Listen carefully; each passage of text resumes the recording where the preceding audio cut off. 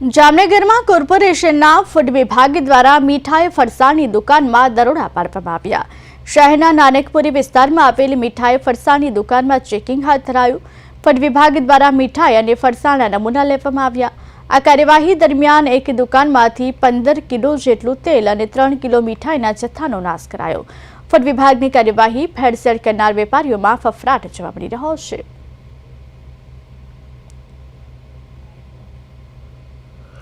જામનગરની અંદર દિવાળીના પાવન પર્વને લઈને જામનગર મહાનગરપાલિકાની જે ફૂડ વિભાગની ટીમ છે તે છેલ્લા એક સપ્તાહથી જે ફૂડ વિભાગની ટીમ દ્વારા અનેક ફરસાણની દુકાન તેમજ મીઠાઈની દુકાનમાં ફૂડના જે સેમ્પલ અને સેમ્પલ લીધા બાદ તેમના નમૂનાની કાર્યવાહી કરવામાં આવે છે। આપણી સાથે ફૂડ વિભાગના અધિકારી છે।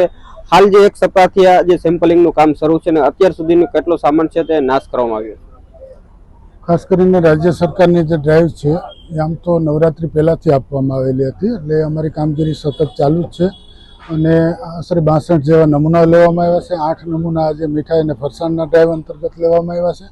તેમજ ખાસ કરીને એડિબલ ઓઇલ, ઘી, માવો, મીઠો માવો વગેરેના પણ નમૂનાઓ લેબોરેટરી ખાતે મોકલવામાં આવ્યા છે અને જે કોઈ સ્થળ ઉપર અમને ખરાબી જણાય તો એનું તાત્કાલિક સોલ્યુશન કરવામાં આવે છે। ખાસ કરીને અત્યારે TPC 25 અપ હતું તો એ 15 કિલો તેલ જેટલું અમે ડ્રેન કરી દીધું છે ગટરમાં અને આવી કામગીરી અમે હાલે કરીએ છીએ। જે ખાસ કરીને અમારા કમિશનર શ્રી પણ આ બાબતે સતત ચિંતિત રહેશે અને એઓનું પણ એવું જ કહેવું છે કે આવું ક્યાંય હોય તો તમે તાત્કાલિક એને સપ્રેસ્ટ કરો અને લોકોને હેલ્ધી અને હાઇજીન ફૂડ મળે એવા અમારા સતત પ્રયાસ છે અને આ કામગીરી અમારી દિવાળી સુધી ચાલુ રહેશે।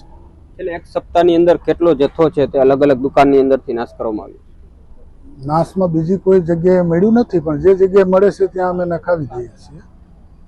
અને કેટલા સેમ્પલ છે તે અલગ અલગ દુકાનમાંથી લેવામાં આવે છે અને કેટલા સેમ્પલ છે તે લેબોરેટરીમાં મોકલવામાં આવ્યા છે?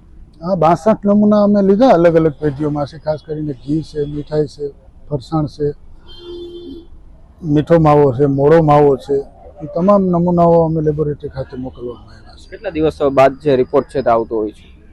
રિપોર્ટ ખાસ કરીને લેબોરેટરીમાં ત્યાં બર્ડન હોય એ મુજબ અમને આપતા હોય છે, એટલે એ નમૂનાનું રિઝલ્ટ આવ્યા બાદ ધોરણસરની કાર્યવાહી કરવામાં આવશે।